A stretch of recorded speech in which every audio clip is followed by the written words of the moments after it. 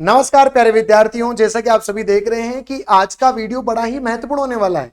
यह महत्वपूर्ण क्यों होने वाला है? क्योंकि आपने पिछले 15 मिनट शो को इतना प्यार दिया, उसके लिए सभी का थैंक यू सो मच। एक भी 15 शो ऐसा नहीं है जो 50,000 से कम व्यूज लेकर के बैठा हो। लगभग सभी वीडियोस लाखों के अंदर है, तो सभी का बहुत बहुत धन्यवाद। और मैं विश्वास दिलाता हूं आपको कि यह वीडियो भी आपको बहुत ही शानदार पसंद आएगा। रक्त परिसंचरण तंत्र जिसके बोलते हैं ब्लड सर्कुलेटरी सिस्टम, उसका एक पार्ट है ब्लड। कहते हैं ना कि अब होगा हर बूंद का हिसाब।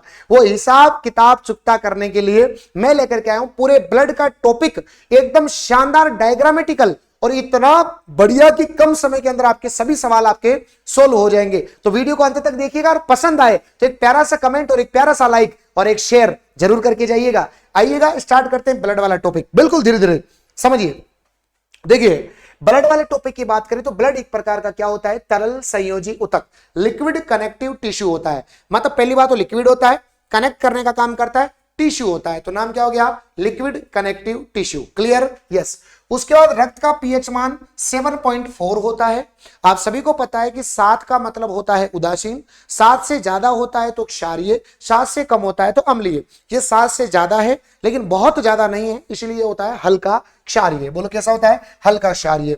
फिर ध्यान रखना, रक्त एक प्रकार का बफर विलयन होता है। बफर विलयन का मतलब होता है जो अपने पीएच मान में परिवर्तन का विरोध करता है। मतलब ब्लड ये चाहता है कि मेरा पीएच मान ऑलवेज 7.4 बना रहे, तो इसको बनाए रखने का काम करता है, इसलिए रक्त एक प्रकार का बफर विलयन होता है। उसके बाद ध्यान रखना बच्चों, रक्त का अध्ययन हिमेटोलॉजी कहलाता है। रक्त के लिए एक शब्द आता है हिम, रक्त के लिए एक शब्द आता है हिम, तो जहां भी हिम शब्द दिख जाए वो शब्द ब्लड से संबंधित होता है, तो रक्त का अध्ययन होता है हिमेटोलॉजी। रक्त निर्माण की प्रक्रिया को अपन क्या बोलते हैं? फॉर्मेशन को क्या बोलते हैं? हीमोपोइसिस।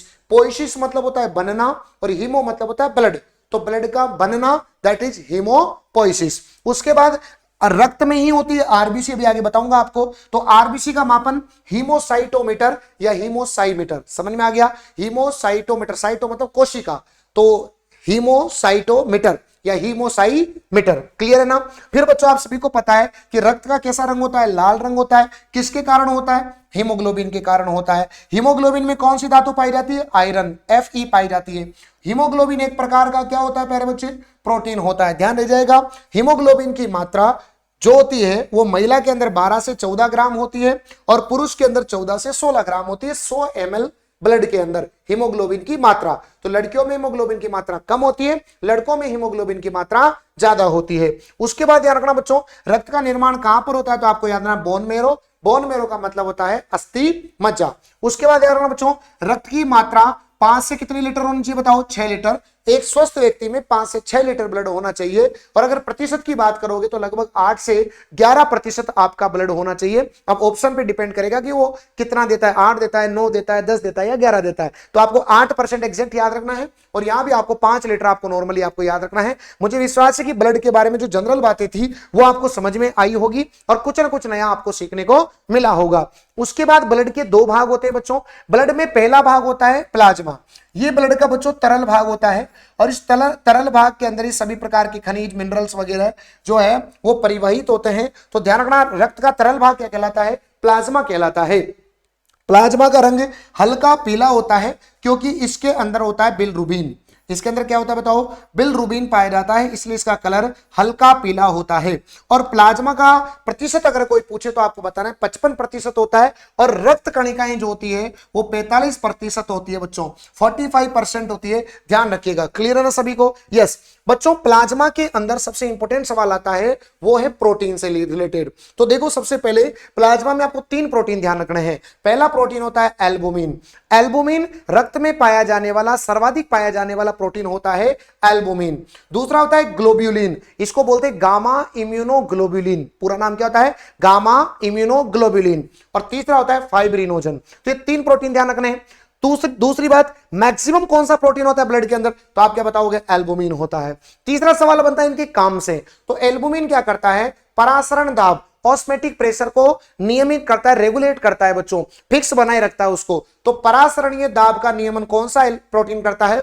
एल्बुमिन। ग्लोब्यूलिन क्या करता है? प्रतिरक्षा तंत्र का विकास, इम्यून सिस्टम को बूस्ट करता है, बोलो कौन, ग्लोब्यूलिन। और फाइब्रिनोजन क्या करता है, रक्त का थक्का बनाता है, ब्लड का क्लोटिंग बनाने का काम बताओ कौन करता है, फाइब्रिनोजन करता है। फिर रक्त कणिकाओं की बात करें तो 3 प्रकार की रक्त कणिकाएं आती है, आरबीसी, डब्ल्यूबीसी और प्लेटलेट्स। आरबीसी करती है ऑक्सीजन का परिवहन, क्योंकि आरबीसी में पाया जाता है हीमोग्लोबिन, और हीमोग्लोबिन का काम होता है ऑक्सीजन का परिवहन करना, और हीमोग्लोबिन एक बार में 4 ऑक्सीजन को परिवहन करके देता है। मतलब हीमोग्लोबिन करता है एक लोडिंग टेम्पो की तरह काम, सीधा करता है गाड़ी वाला आया घर से कचरा निकाल, तो हीमोग्लोबिन ऑक्सीजन को कलेक्ट करता है और एक बार में 4 ऑक्सीजन को लेकर के जाता है। तो आरबीसी जो होती है, उसके बाद आती है डब्ल्यूबीसी। डब्ल्यूबीसी हमारे अंदर कीटाणुओं को नष्ट करती है। जब आपकी बॉडी के अंदर कोई कीटाणु, रोगाणु नष्ट आ जाता है तो उसको नष्ट करने का काम डब्ल्यूबीसी करती है, इसलिए इसको बोलते हैं हमारे शरीर का सैनिक, क्योंकि सैनिक हमारी रक्षा करते हैं, है ना। प्लेटलेट्स क्या करती है, तो रक्त का थक्का बनाती है। आपने रोग सुना होगा डेंगू, डेंगू रोग के अंदर प्लेटलेट्स की संख्या कम हो जाती है, इसलिए रक्त का थक्का नहीं बन पाता। इसलिए आप पीते हो बकरी का दूध, कीवी का फल, पपीते के पत्ते का छिलके का जूस वूस बना के पीपुआ करते हो, अरे बोलो सही है कि नहीं है। तो ये तीनों आपको पढ़ने हैं, आरबीसी, डब्ल्यूबीसी और प्लेटलेट्स। तो उसके लिए हमने एक सारणी बनाई बच्चों, बहुत मेहनत लगती है प्यारे विद्यार्थियों, बहुत मेहनत लगती है, रियल बता रहा हूं। पूरे दिन मेरी ऑफलाइन क्लासें होती है, फिर मेरी ऑनलाइन क्लासें होती है, और इनके बीच में टाइम निकाल करके इतने कंटेंट को बोर्ड पर लिखना और लिख करके आप सभी विद्यार्थियों को डिलीवर करना बहुत मुश्किल होता है। आप करके देखिएगा, आपको पता लगेगा। और इतने बड़े कंटेंट को, इसी कंटेंट को मैं बच्चों 11-11, 12-12 घंटे क्लास में पढ़ाता हूं, और उस कंटेंट को बहुत सीमित करके सारणियों के माध्यम से आपको बहुत कम समय में डिलीवर करता हूं। ये मेरे लिए बहुत कठिन काम है, लेकिन आपके लिए मैं हमेशा तत्पर रहता हूं, आपके लिए हमेशा खड़ा रहता हूं। तो अगर आपको पसंद आ रहा है ना बच्चों दिल से, तो एक लाइक जरूर करना, एक विद्यार्थी को जरूर शेयर करना, कम से कम एक को, उसको बताना मेरे बारे में, और नीचे एक प्यारा सा कमेंट जरूर करना। बस ये 3 मैं गुरु दक्षिणा चाहता हूं हर 15 मिनट से। और अगला वीडियो आप कौन सा चाहते हैं, इसके बाद जो मेरा प्लानिंग है वो वीडियो बनाने का है, नेक्स्ट टॉपिक पे, कोशिका पे बनाने का है। अगर आपको अच्छा लगे तो आप बताइएगा मुझे। चलिए सबसे पहले प्रकार की बात करें, सबसे पहला होता है आरबीसी। देखो मैंने बहुत प्यार से सारणी बनाई है, पूरी एक सारणी बनाई, इसमें मैंने लिखा प्रकार, फिर लिखा इनका निर्माण कहां होता है, फिर अपन समझेंगे इनका अन्य नाम क्या है, फिर अपन समझेंगे इनकी संख्या क्या होती है, फिर अपन पढ़ेंगे इनका जीवन काल क्या होता है, फिर पढ़ेंगे इनसे होने वाले रोग। तो देखिए सबसे पहले आरबीसी पढ़ते हैं, और आरबीसी का काम क्या है, ऑक्सीजन का परिवहन करना। फिर अपन देखेंगे डब्ल्यूबीसी, डब्ल्यूबीसी का काम क्या होता है, कीटाणुओं को भक्षण करना, इसलिए हमारे शरीर का सैनिक कहते हैं। फिर अपन पढ़ेंगे सीधा प्लेटलेट्स, क्या काम होता है, रक्त का थक्का बनाना। फिर इनका निर्माण कहां होता है, तीनों का निर्माण कहां पर होता है, अस्थि मज्जा में होता है, बोन मेरो के अंदर होता है। आरबीसी में केंद्रक नहीं होता, यह बड़ी बात है, आरबीसी में केंद्रक नहीं होता। एकमात्र जंतु कोशिका, एनिमल सेल जिनके अंदर केंद्रक नहीं होता, उसका नाम है आरबीसी। लेकिन ऊंट और लामा की आरबीसी में केंद्रक पाया जाता है। डब्ल्यूबीसी के अंदर केंद्रक पाया जाता है, यह भी इंपॉर्टेंट ध्यान रखना, डब्ल्यूबीसी में केंद्रक होता है लेकिन आरबीसी में केंद्रक नहीं होता। उसके बाद आरबीसी का नाम होता है इरिथ्रोसाइट, इरिथ्रो मतलब लाल होता है, साइट मतलब कोशिका, तो नाम हो गया इरिथ्रोसाइट। ल्यूको मतलब सफेद होता है, साइट मतलब कोशिका, तो सफेद कोशिका डब्ल्यूबीसी। व्हाइट ब्लड सेल्स इसे बोलते हैं ल्यूकोसाइट, और प्लेटलेट्स को बोलते हैं थ्रोम्बोसाइट। हिंदी में इसका नाम बिंबाणु भी होता है, बिंबाणु, ठीक है बच्चों, बिंबाणु, पट्टिकाणु, ये सब इसी के नाम होते हैं, पट्टिकाणु, बिंबाणु, प्लेटलेट्स, थ्रोम्बोसाइट, राइट सभी को। तो आरबीसी का नाम इरिथ्रोसाइट, इसका नाम ल्यूकोसाइट, इसका नाम थ्रोम्बोसाइट। उसके बाद संख्या की बात करें तो पुरुषों में 55 लाख होती है, महिलाओं में 45 लाख होती है। किसकी संख्या बोलो, आरबीसी की संख्या। डब्ल्यूबीसी की संख्या 8 से लगभग 11,000 होती है, ये किताबों में बदलती रहती है, कुछ किताबों में 9 लिखा हुआ, कुछ किताबों में 7 लिखा हुआ है। जीवन काल की बात करें तो आरबीसी का जीवन काल होता है 120 दिन का। 120 दिन होते ही आरबीसी जाती है कहां पर बताओ, प्लीहा, स्प्लीन के अंदर जाती है, और क्या हो जाती है, नष्ट हो जाती है। इसलिए आरबीसी का कब्रिस्तान हम किसे कहते हैं बताओ, प्लीहा को कहते हैं। तो 120 दिन बाद आरबीसी नष्ट हो जाती है, कहां पर, प्लीहा में, तो प्लीहा को आरबीसी का कब्रिस्तान कहा जाता है। फिर डब्ल्यूबीसी के जीवन काल की बात करें तो ये 5 से 7 दिन होता है। फिर अगर अपन बात करें प्लेटलेट्स की तो इनकी संख्या लगभग 1.5 से 3.5 लाख होती है। लेकिन एक बीमारी होती है जिसका नाम होता है डेंगू, इस डेंगू के अंदर रक्त का थक्का नहीं बनता, मतलब प्लेटलेट्स की संख्या लगातार कम हो जाती है, और फिर जब एक बार बढ़ने लग जाती है तो लगातार बढ़ती ही जाती है। ये बात याद रखना है आपको। डेंगू आपको भी हुआ होगा, पहले लगातार कम हुई होगी, फिर आप टेबलेट्स वगैरह खाते हैं, फिर एकदम से बूस्ट होती है 60 के बाद सीधी 1 लाख, 1 लाख से फिर 1.5 लाख, ऐसे बढ़ती जाती है। समझ में आ गई ना। ऊंचाई पर जाने पर आरबीसी की संख्या बढ़ती है, ऊंचाई पर जैसे जैसे जाएंगे तो दाब जो होगा वो कम होगा और आरबीसी की संख्या बढ़ेगी। आरबीसी की संख्या का बढ़ना पॉलीसाइथीनिया कहलाता है। आरबीसी की संख्या नॉर्मली इतनी होती है, लेकिन अगर इसकी संख्या बढ़ गई तो उसे बोलते हैं पॉलीसाइथीनिया, और आरबीसी की संख्या अगर कम हो गई तो उसे क्या बोलते हैं, एनीमिया। क्या बोलते बताओ, एनीमिया कहा जाता है। डब्ल्यूबीसी का काम होता है कीटाणुओं को खाना, अब इनका अगर ये कम हो गई तो रोग होता है एड्स। एड्स रोग के अंदर डब्ल्यूबीसी की संख्या कम हो जाती है, क्योंकि डब्ल्यूबीसी की संख्या कम होने से जब भी कोई बीमारी आएगी तो ठीक ही नहीं हो पाएगी, क्योंकि डब्ल्यूबीसी कम हो गई। लेकिन ज्यादा भी नहीं होनी चाहिए, डब्ल्यूबीसी और आरबीसी और डब्ल्यूबीसी का अनुपात फिक्स होना चाहिए 600:1।